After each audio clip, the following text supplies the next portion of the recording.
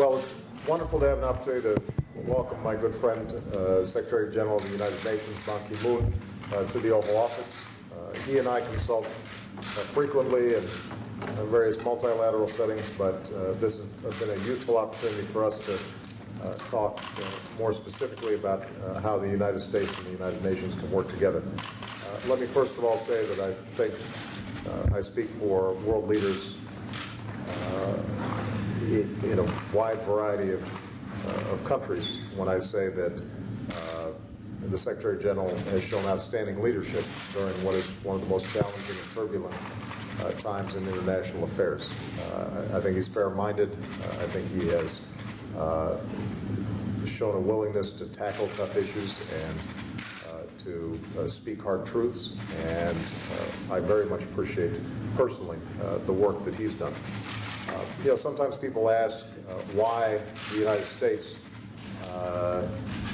is so devoted to the United Nations. And obviously, beyond the fact that we helped set up the United Nations, what was true 60, 70 years ago is still true today. And that is that without a forum for discussion, negotiation, diplomacy, the world is a worse place, and it is very much in the United States' interests to ensure that international norms, rules of the road, and humanitarian norms are observed. And the United Nations gives us a critical opportunity to try to prevent conflict, create peace, maintain stability, all of which ultimately is good for America's security and America's prosperity. We discussed a wide range of issues during this meeting. We started with Syria, where obviously the humanitarian crisis has gotten worse, and Secretary General Ban and I shared the view that we are at a critical juncture. That it is important for us to bring about an effective political transition that would respect the rights of all Syrians, and that in the interim, it's important for us to try to eliminate some of the carnage that's been taking place directed at civilians and non-combatants. And so we'll be strategizing about how the United Nations, or the United States, which is the largest donor to humanitarian assistance in Syria, and is also a strong supporter of the more moderate elements of the Syrian opposition, can work together with the United Nations to bring about, if not a full resolution to the crisis, at least an improvement for the people of Syria, and lay the foundation for the kind of political transition that's necessary.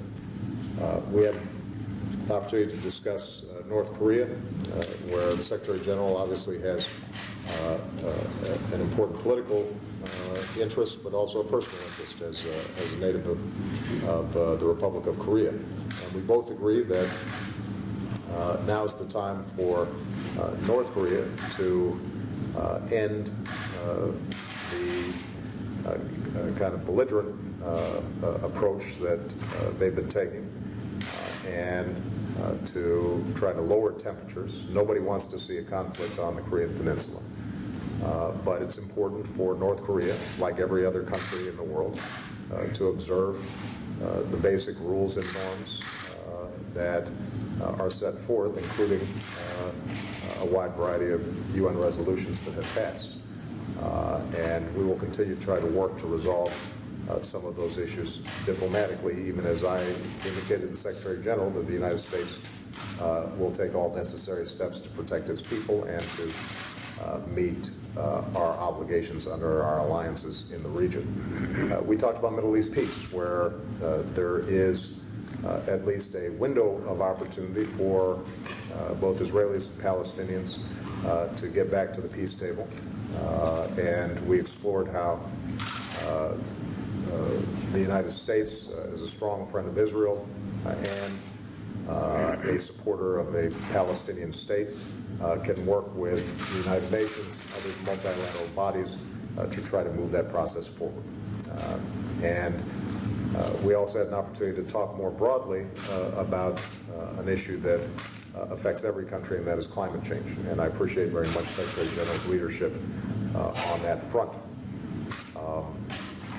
The last point I'd make is that the Secretary General has actually shown significant progress in UN reform, making the institution more efficient, more effective. I think the Secretary General would be the first to acknowledge that there's more work to do on that front, but he has made an earnest effort in making progress. And we very much appreciate that and encourage that to continue, because we think we need a strong and healthy United Nations, but at a time when all the member countries are under severe fiscal constraints, we want to make sure, obviously, that the United Nations is operating as efficiently as possible.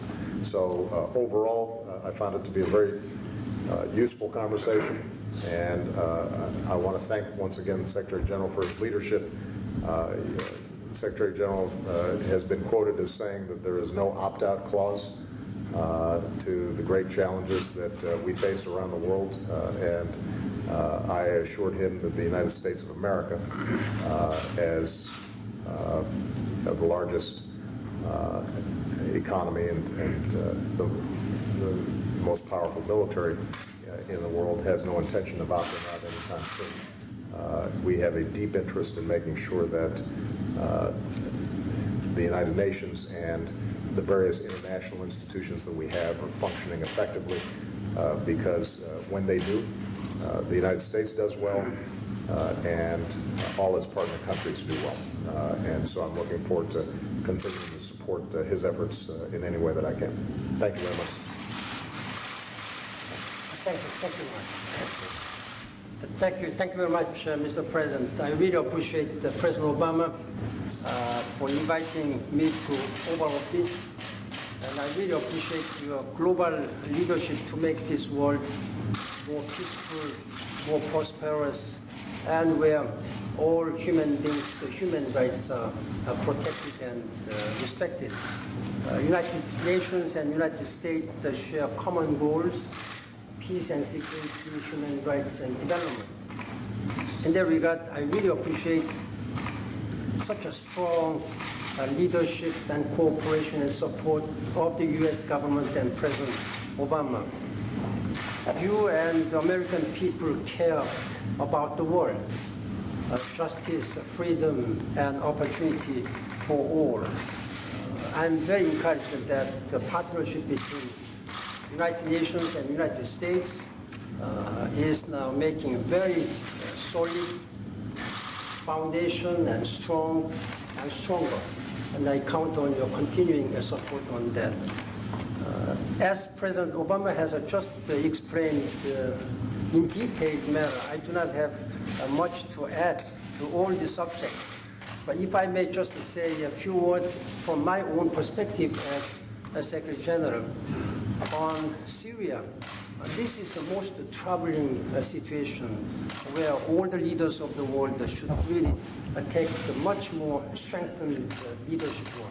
I have asked President Obama to demonstrate and exercise his stronger leadership in working together with the key partners of the Security Council.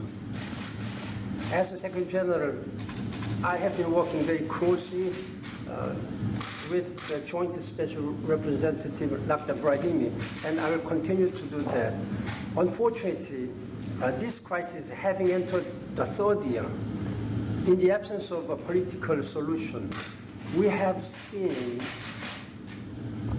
well over 70,000 people being killed.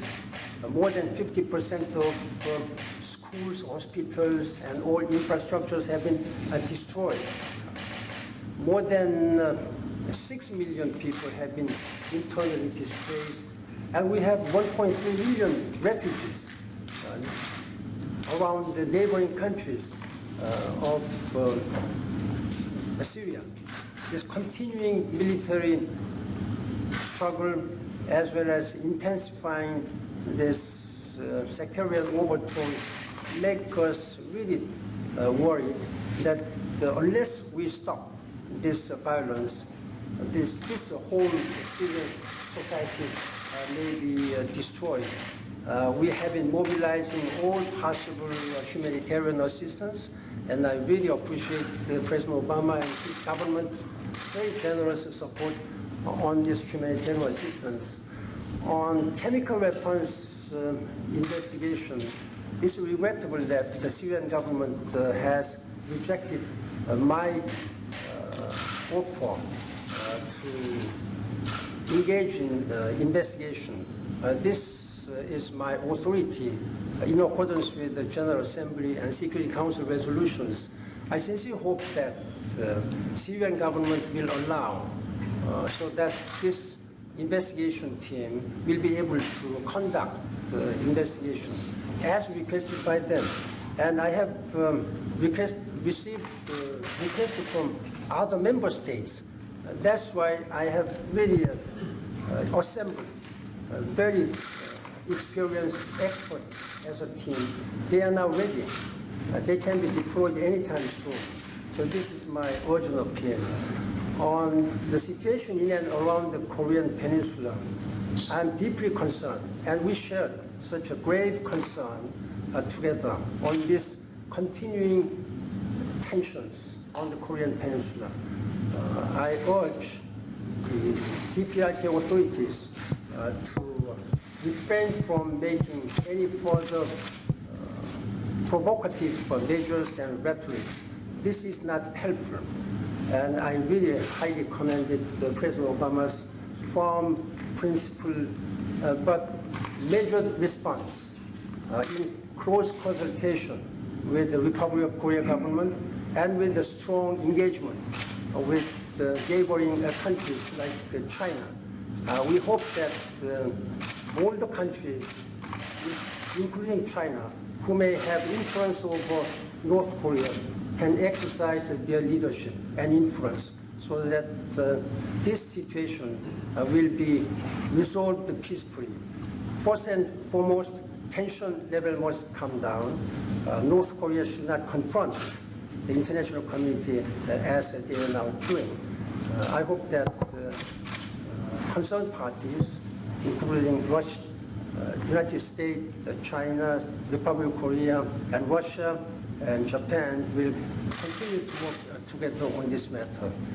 On Middle East, I really appreciate President Obama's initiative to visit the region. We need to do all our efforts to fully utilize the generated momentum by President Obama's visit so that the two-state solution can be successfully implemented as soon as possible. On climate change, I intend to work very closely with the member states so that the legally binding global treaty can be achieved by the end of 2015. And for that possible, to facilitate this process, I intend to convene the leaders meeting sometime next year. I have invited President Obama. I invited him to play a very important leadership role for humanity. And as far as United Nations reform is concerned, we will continue to make this organization more effective, efficient, accountable, and trustworthy. I thank you for the leadership. Thank you. Thank you, everybody.